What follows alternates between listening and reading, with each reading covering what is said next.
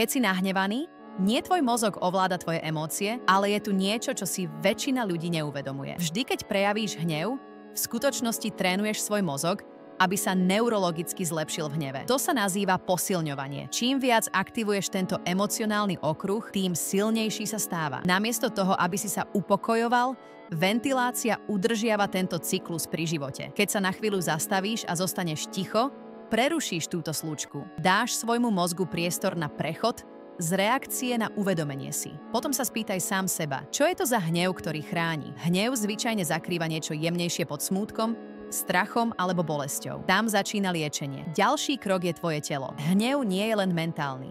Žije vo tvojom nervovom systéme. Zhlboka sa nadýchni. Špliechaj si studenú vodu na tvár. Natiahni si tieto malé činy. Upokoj svoje nervy a priveď svoj mysliaci mozog späť do prevádzky. Pretože skutočná sila nespočíva v ovládaní ostatných, ale v ovládaní tvojho vlastného stavu.